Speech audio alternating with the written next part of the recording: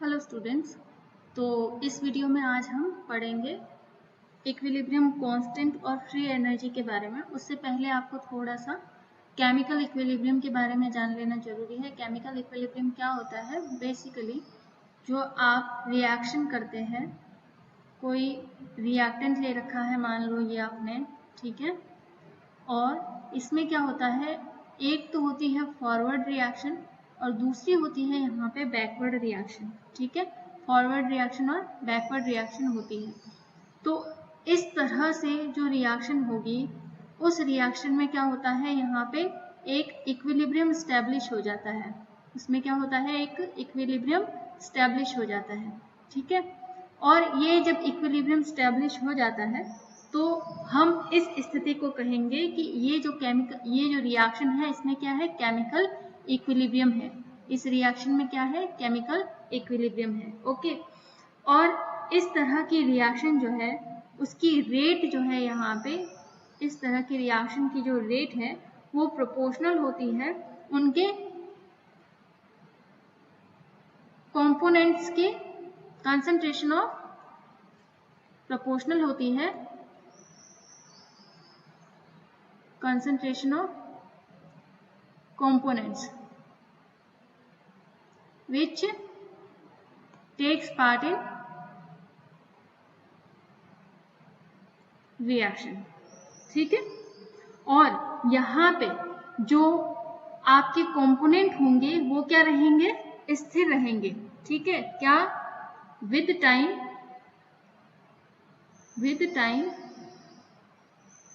the concentration of components which takes part in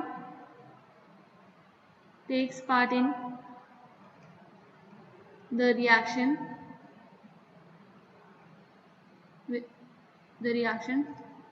will remain stable, या फिर हम कह सकते हैं will remain constant। ठीक है, will remain constant। तो क्या पता चला यहाँ से, क्या होता है, constant लिखना है, ये remain constant। ठीक है, तो यहाँ से क्या पता चला कि केमिकल इक्विलिब्रियम क्या होता है, बेसिकली एक रिएक्शन होती है जिसमें रिएक्टेंट कंपोनेंट जो है रिएक्ट करके प्रोडक्ट कंपोनेंट का फॉर्मेशन करते हैं। और ये जो रिएक्शन होती है ये जो है दो डायरेक्शन में होती है। फर्स्ट डायरेक्शन में होगी उसे हम कहेंगे अग्र रिएक्शन या फिर फॉरवर्ड रिएक्शन। ये हमारी क्या है, फॉरवर्ड रिएक्शन है, और ये हमारी क्या है, बैकवर्ड रिएक्शन है। ठीक है, अब फॉरवर्ड और बैकवर्ड रिएक्शन जब होती है तो इस वजह से यहाँ पे क्या होता है, एक इक्विलिब्रियम स्टैब्लिश हो जाता है रिएक्शन में। ठीक है, इस तरह की रिएक्शन की रेट जो है वो प्रोपोर्शनल होती है किसके, कंपोनेंट्स के, जो कंसंट्रेशन ऑफ कंपोनेंट जो भी उस रिएक्शन में पार्टिसिपेट कर रहे हैं। ओके, साथ ही जहाँ पे जिस रिएक्शन में अगर केमिकल इक्विलिब्रियम स्टैब्लिश हो गया है तो हम कहेंगे कि वहाँ पे जो कंपोनेंट्स होंगे उनकी कंसंट्रेशन जो है वो टाइम के साथ जो है वो कांस्टेंट रहेगी। ठीक है, ये जो कंपोनेंट्स हैं इनकी कंसंट्रेशन जो है वो टाइम के साथ क्या रहेंगी, कांस्टेंट रहेगी। तो ये कहलाता है आपका केमिकल इक्विलिब्रियम। ठीक है, अब इसी के बेसिस पे आगे जो हमारा मेन टॉपिक है वो हम पढ़ते हैं equilibrium constant, equilibrium constant and free energy. ठीक है, equilibrium constant and free energy. Equilibrium constant basically यहाँ पे जो आपको डिटेल में अभी पता चलेगा इक्विलिब्रियम कांस्टेंट क्या होता है, पर इक्विलिब्रियम कांस्टेंट को पढ़ने से पहले आपको एक लॉ पता होना चाहिए जो आपने छोटी क्लासेस में पढ़ा होगा, law of mass action, law of mass action. ठीक है, ये लॉ ऑफ मास एक्शन आपको पता होना चाहिए कि ये क्या होता है, इसके बेसिस पे हम इक्विलिब्रियम कांस्टेंट भी चेक करेंगे और फ्री एनर्जी भी निकालेंगे। ठीक है, तो law of mass action basically क्या होता है कि कोई भी रिएक्शन है, ठीक है, उस रिएक्शन की जो रेट है वो उस रिएक्शन में पार्टिसिपेट करने वाले सब्सटेंस के एक्टिव मासेस के प्रोपोर्शनल होती है। क्या, the rate of reaction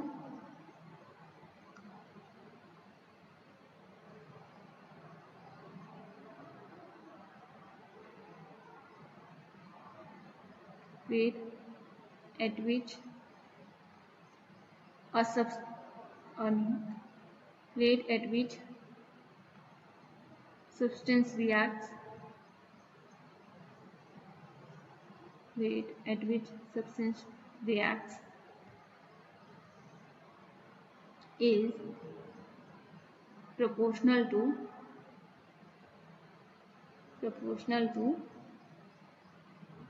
the active masses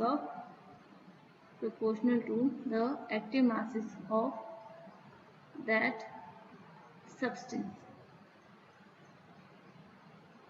ठीक है, क्या होता है लॉ ऑफ मास एक्शन? क्या होता है कि वह रेट जिस पर कोई सब्सटेंस रिएक्ट करता है वो प्रोपोर्शनल होती है उस सब्सटेंस के एक्टिव मासेस के। क्लियर है ये चीज? ओके। अब एक और है कि स्पीड ऑफ रिएक्शन, ये भी इसी का पार्ट है कि speed of chemical reaction,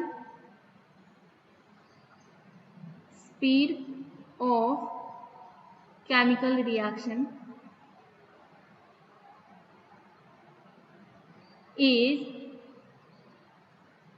proportional to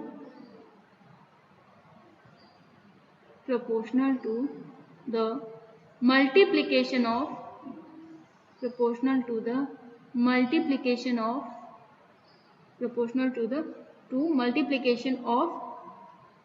active masses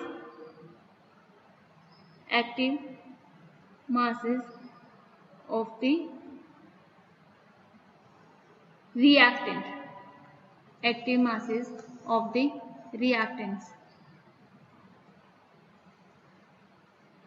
ठीक है, क्या क्या है यहाँ पे दोनों ध्यान में रहने चाहिए कि रेट किस पे डिपेंड करती है?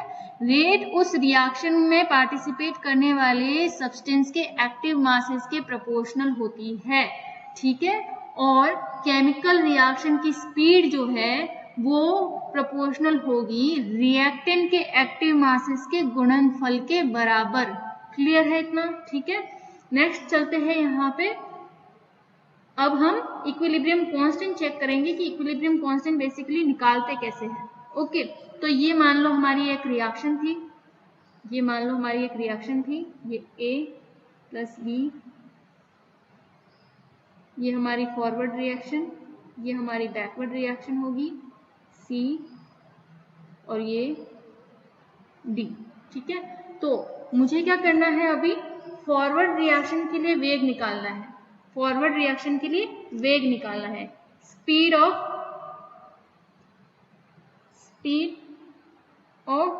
फॉरवर्ड रिएक्शन,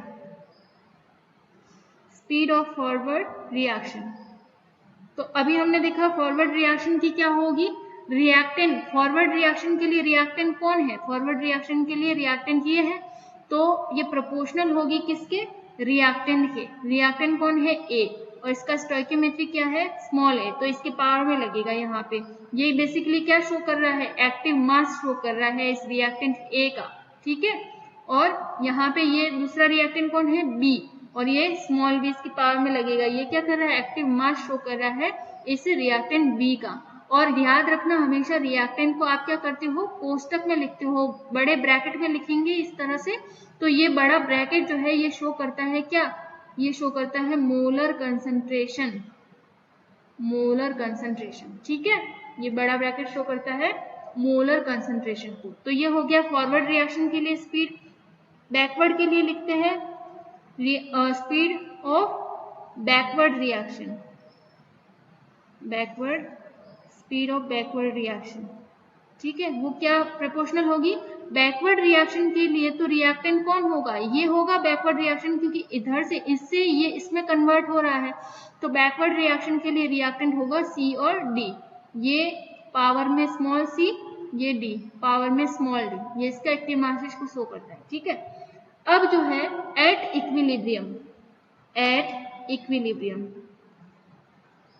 इक्विलिब्रियम पे क्या होगा? फॉरवर्ड और बैकवर्ड रिएक्शन क्या होगी? बराबर होगी। फॉरवर्ड रिएक्शन बराबर होगी बैकवर्ड रिएक्शन के। ठीक है, फॉरवर्ड रिएक्शन बराबर होगी बैकवर्ड रिएक्शन के।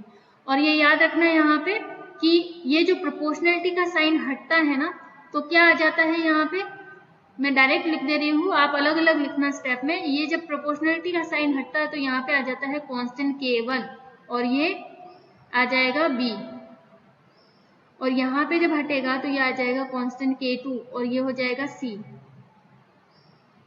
ठीक है। और ये बैकवर्ड रिएक्शन हो गई, क्लियर। अब फॉरवर्ड रिएक्शन क्या है हमारी, फॉरवर्ड रिएक्शन है K1 A की पावर A B की पावर B, ठीक है। इसी तरह से बैकवर्ड रिएक्शन के लिए क्या हो गई, C की पावर C D की पावर D, क्लियर है यहाँ तक, ओके। उसके बाद हमें क्या करना है, उसके बाद हम लिखेंगे ये जो हमारा K2 है ये क्या करेगा, बराबर के इस साइड आ जाएगा। तो जैसे ही बराबर के इस साइड आएगा ये हो जाएगा K2 नीचे आ गया, और ये जो रिएक्टेंट है ये कहाँ चला जाएगा, इसके नीचे। तो ये हो जाएगा हमारा C D की पावर D, ठीक है। और ये कर देंगे हम A की पावर A B की पावर B, ठीक है। अब ये जो K1/K2 है असल में इसी को हम कहते हैं इक्विलिब्रियम कांस्टेंट। यही क्या है हमारा इक्विलिब्रियम कांस्टेंट। तो यहां से हम क्या कह सकते हैं कि इक्विलिब्रियम कांस्टेंट किसके बराबर होता है, और ये ध्यान रखना हमेशा कि ये आएगा कैपिटल K, और ये जो रेट वाले K है ये हमेशा स्मॉल में लिखे जाएंगे, है ना। तो इक्विलिब्रियम कांस्टेंट बराबर होगा हमारा पावर C D A की पावर B, क्लियर है। तो यहां से हमें क्या मिल गया, यहां से मिल गया हमें इक्विलिब्रियम कांस्टेंट, ओके। तो ये है इक्विलिब्रियम कांस्टेंट, फाइन। अब क्या करना है हमें, देखो आगे चलते हैं, हमें फाइनली क्या करना, क्या और हमें जो है वो फ्री एनर्जी भी निकालनी है रिएक्शन के लिए। वो भी फ्री एनर्जी किसमें, जब हमारा सिस्टम इक्विलिब्रियम में है उस टाइम पे फ्री एनर्जी कैसे कैलकुलेट करेंगे आप, क्लियर। तो वहां पे कैसे कैलकुलेट करें, चलो देखते हैं, स्टार्ट करते हैं फ्री एनर्जी के लिए। देखो ये हमारी रिएक्शन थी, वापस से लिखते हैं इसको, ये हमारी रिएक्शन थी, ओके। ये हमारी रिएक्शन, फाइन। अब क्या करना है, गिव्स फ्री एनर्जी आप रिएक्टेंट के लिए क्या लिखेंगे, गिव्स फ्री एनर्जी रिएक्टेंट के लिए, रिएक्टेंट की गिव्स फ्री एनर्जी आप किस तरह से लिखेंगे, वो लिखेंगे आप A mu A plus B mu B। अब आप कहेंगे ये म्यू क्या है, यहाँ पे म्यू है यहाँ पे केमिकल पोटेंशियल, म्यू है यहाँ पे केमिकल पोटेंशियल, केमिकल पोटेंशियल रासायनिक विभव, हिंदी में कहते हैं रासायनिक विभव। इसका अगर बहुत ही शॉर्ट में आप बताना चाहो कि इसका मतलब क्या हुआ, तो आप सिंपल सा कहेंगे flow of matter, flow of matter. Reaction के दौरान फॉरवर्ड रिएक्शन हो रही है तो रिएक्टेंट जो है वो क्या करते हैं, फ्लो करते हैं, प्रोडक्ट की फॉर्मेशन करते हैं। बैकवर्ड रिएक्शन हो रही है तो रिएक्टेंट जो फ्लो करते हैं, बैकवर्ड रिएक्शन करके प्रोडक्ट की फॉर्मेशन करते हैं। तो बेसिकली यहाँ पे ये क्या है हमारा केमिकल पोटेंशियल, जिसका सिंपलेस्ट मीनिंग होता है यहाँ पे flow of matter. Flow of matter का सिंपल मतलब है कि यहाँ पे रिएक्शन हो रही है, ठीक है, रिएक्टेंट से प्रोडक्ट का फॉर्मेशन हो रहा है। अब ये सारा सिस्टम जो है हम कहाँ पढ़ रहे हैं, जब हमारी रिएक्शन क्या है वो, या फिर जब हमारा सिस्टम पूरा क्या है इक्विलिब्रियम है, उस टाइम पे गिव्स फ्री एनर्जी रिएक्टेंट के लिए क्या होगी, इसका एक्टिव मास, ठीक है, और इससे मल्टीप्लाई किया आपने यहाँ पे किससे, म्यू ए से, फिर इसका मास, फिर आपने जो है मल्टीप्लाई किया इसको म्यू बी से, बी का केमिकल पोटेंशियल, ए का केमिकल पोटेंशियल, यानी कि ए और बी फ्लो करके क्या करते हैं, प्रोडक्ट का फॉर्मेशन करते हैं। इसी तरह से जो प्रोडक्ट है उसका गिव्स फ्री एनर्जी क्या होगा, प्रोडक्ट का गिव्स फ्री एनर्जी होगा C mu C plus D mu D, okay. तो यहाँ पे आपको पता चल गया ये होगा इसका अभिकारक का और उत्पाद का एक इक्विलिब्रियम सिस्टम में गिव्स फ्री एनर्जी, ठीक है। पर जैसा कि हमें पता है, हम डायरेक्ट जो है absolute gives free energy calculate करना हमारे लिए थोड़ा मुश्किल है और यूजफुल भी नहीं है। तो हम यहाँ पे क्या करते हैं, हम यहाँ पे लेते हैं डिफरेंस, ठीक है, क्योंकि हमें तो रिएक्शन के लिए देखना है ना फाइनली तो। ओके, तो हम यहाँ पे देखते हैं डिफरेंस। डिफरेंस कैसा होगा, रिएक्टेंट प्रोडक्ट माइनस रिएक्टेंट। तो यहाँ पे लिखेंगे हम जी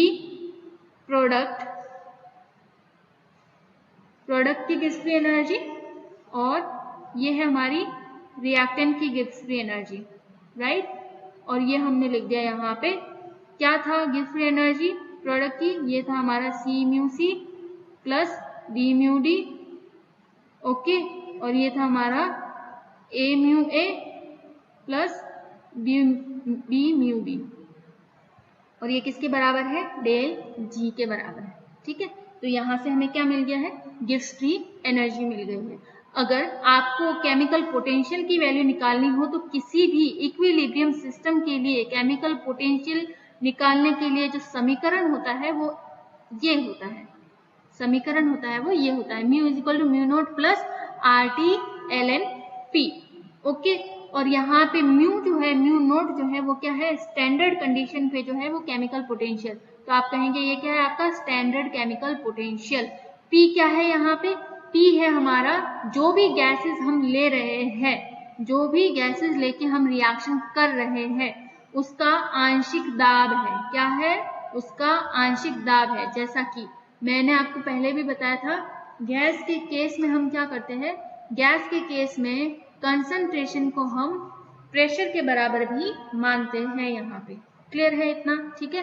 तो एक तरह से कहे कि ये क्या है, हमारी गैसेस रिएक्शन है और यहाँ पे ये जो है वो कंसंट्रेशन का काम कर रहा है प्रेशर, राइट। तो स्टार्ट करते हैं, यहाँ पे हम क्या करेंगे, सब जगह म्यू की वैल्यू पुट कर देंगे यहाँ पे, ओके। तो देखते हैं कि म्यू की वैल्यू पुट करने पर हमारा इक्वेशन क्या बनता है। तो ये है हमारा सी, और म्यू सी के लिए आप यहाँ पे लिखेंगे mu naught C plus R तो कांस्टेंट है, टेम्परेचर भी यहाँ पे क्या है, कांस्टेंट है रिएक्शन के दौरान, ओके। और ये है L N P C, clear, plus ये है डी, म्यू डी के लिए क्या लिखेंगे, mu naught D plus R constant T constant, ये हो गया पी डी, क्लियर है इतना, ओके। नेक्स्ट देखते हैं यहाँ पे माइनस, जो रिएक्टेंट है आपके ए, उसके लिए लिखेंगे A mu naught A plus, एक मिनट में इसको हटा देती हूँ यहाँ पे, ये mu naught A plus R T L N P A plus ये हो जाएगा D mu naught D, sorry P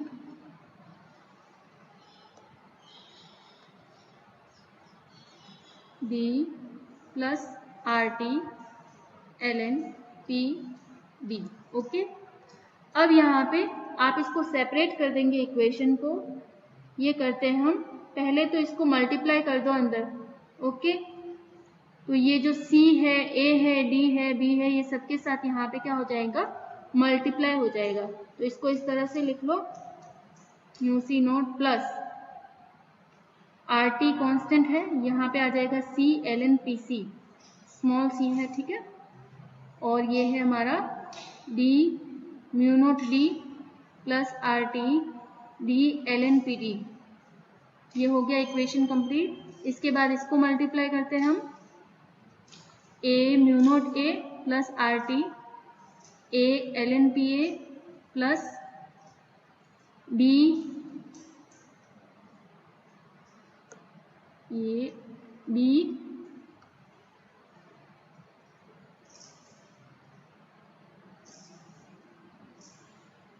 mu naught B plus R T D L N P B, okay.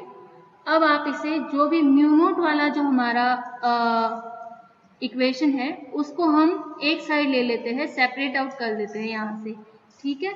ये कर लिया हमने, C mu naught C plus D mu naught D.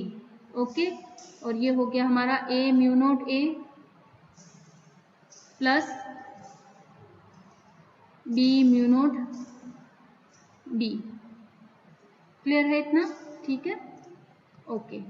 यहाँ से ये हमारा है डेल सी, ये है डेल जी। ओके, चलो पीछे क्या बचा है? यहाँ पे पीछे बचा है हमारा प्लस आर टी, यहाँ पे बाहर कॉमन आ जाएगा आर टी, आर टी यहाँ पे कॉमन आ जाएगा। ठीक है, ये आर टी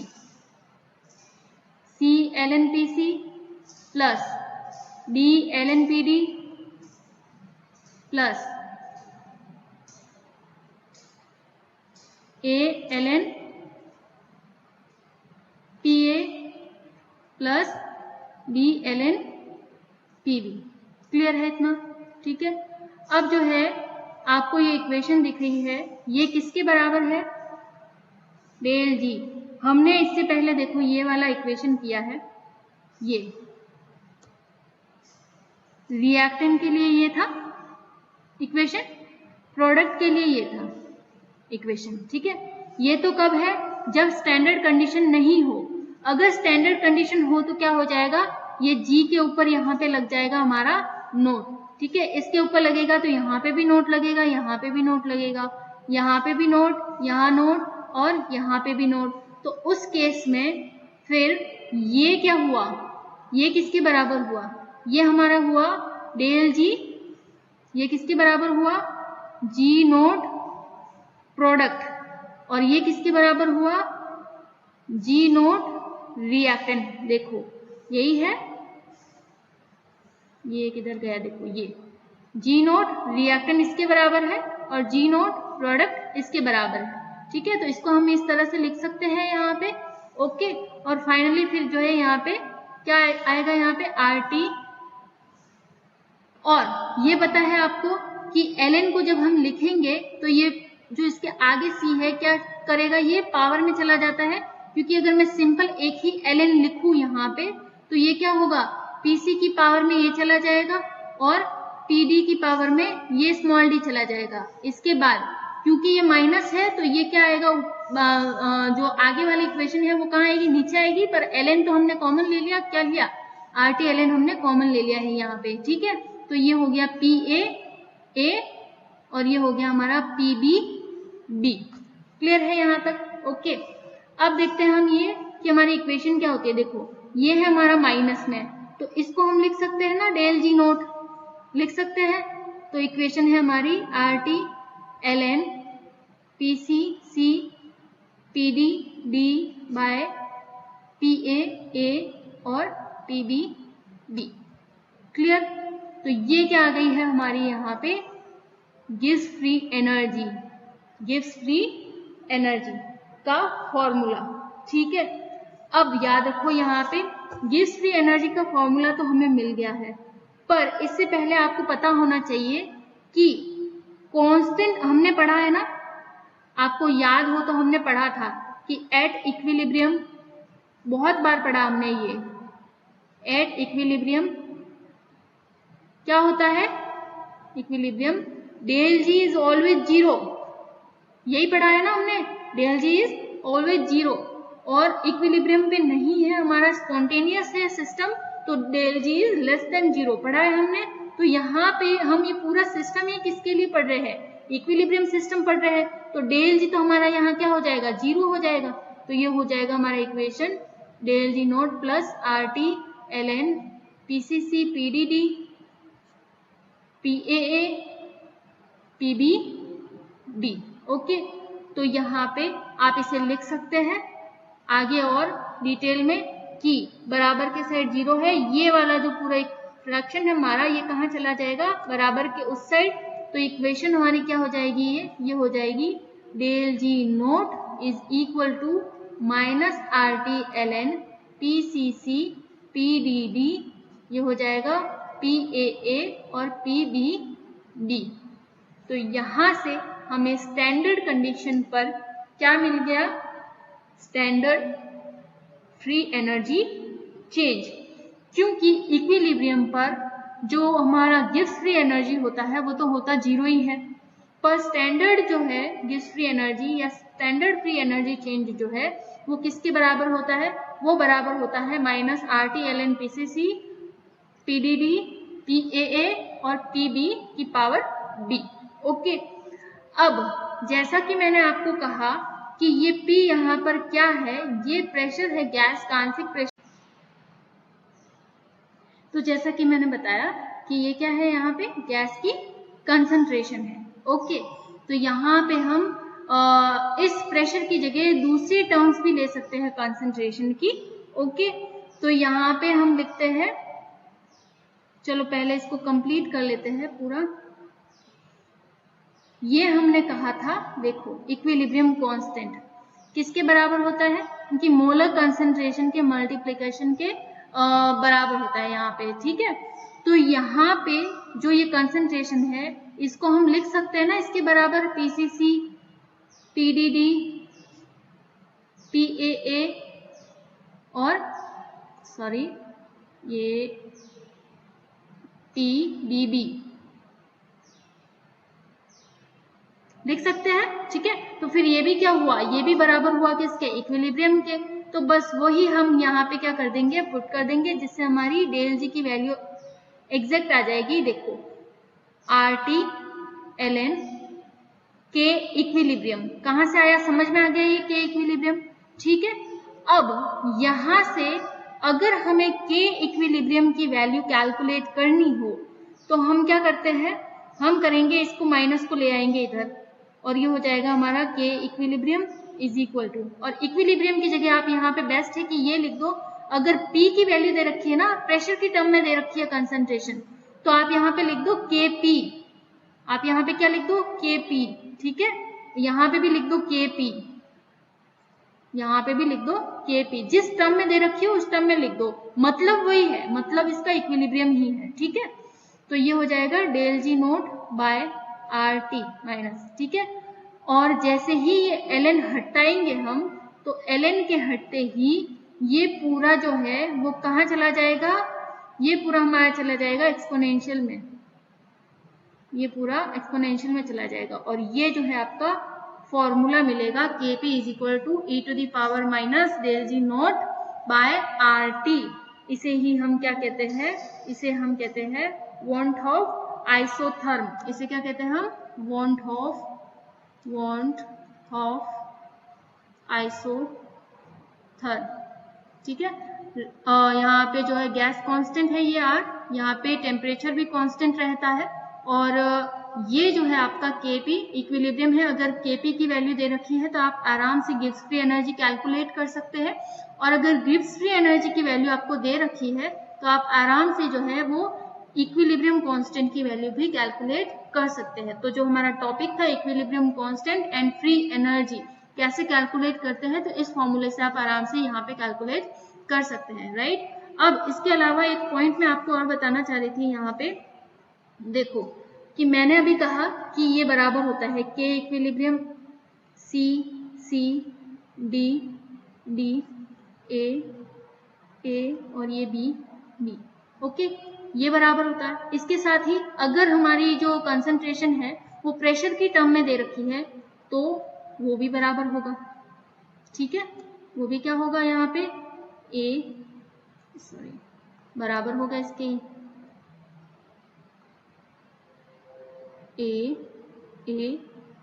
PB की पावर B। ठीक है, इसके अलावा अगर कंसंट्रेशन मोल फ्रैक्शन की टर्म में दे रखी है, यानी कि X मोल फ्रैक्शन की टर्म में दे रखी है, तो भी यहाँ पे ये क्या होगा, बराबर होगा, इस तरह से लिखा जाएगा मोल फ्रैक्शन को भी। क्लियर है इतना, X A X B X B। ठीक है, ये सब क्या होता है, इक्विलिब्रियम कांस्टेंट होता है, ये बराबर होते हैं। इसके अलावा जो है आप मोलर कंसंट्रेशन हो, अगर क्या हो, मोलर कंसंट्रेशन, अगर मोलर कंसंट्रेशन डायरेक्ट लिखती हूँ इन टर्म्स ऑफ, लिख लो यहाँ पे के equilibrium in terms of molar concentration, molar concentration हो तो मैंने बता ही दिया है आपको क्या होगा, मोलर कंसंट्रेशन होगा तो ये सी से रिप्रेजेंट करेंगे, सी डी से रिप्रेजेंट करेंगे, सी ए से रिप्रेजेंट करेंगे और सी बी से रिप्रेजेंट करेंगे, ठीक है। और फिर आप यहाँ पे इक्विलिब्रियम की जगह क्या लिख सकते हो, आप यहाँ पे आराम से इक्विलिब्रियम की जगह के सी लिख सकते हो। इसके लिए अगर आपको लिखना हो तो आराम से आप क्या लिख सकते हो, मोल फ्रैक्शन दे रखा है तो के एक्स लिख सकते हो, ओके। प्रेशर की टर्म में दे रखी है तो के पी लिख सकते हो, क्लियर। और अगर इस फॉर्म में दे रखी है रिएक्शन का तो आप आराम से इसको के इक्विलिब्रियम लिख सकते हो, मतलब सबका एक ही है के इक्विलिब्रियम, क्लियर है ये, ठीक है। तो काम की चीज क्या थी यहाँ पे, ये फॉर्मूला जिससे आप डायरेक्ट जो है वो कैलकुलेट कर सकते हैं। और ये तो पता ही है आपको सब जगह, अगर मोल फ्रैक्शन है तो किस तरह से लिखा जाएगा, मोलर कंसंट्रेशन है तो प्रेशर की टर्म में दे रखी है तो किस तरह से लिखा जाएगा, वो हमने जो है वो पढ़ लिया, फाइन। तो यहाँ पे ये वाला टॉपिक जो है इक्विलिब्रियम कांस्टेंट वाला वो कंप्लीट होता है। और ध्यान रखना ये जो इक्वेशन है इसको क्या कहते हैं हम, वांट ऑफ आइसोथर्म, इस इक्वेशन को क्या कहते हैं, वांट ऑफ आइसोथर्म, ओके। चलो यहाँ पे वाइंड अप करते हैं, थैंक यू।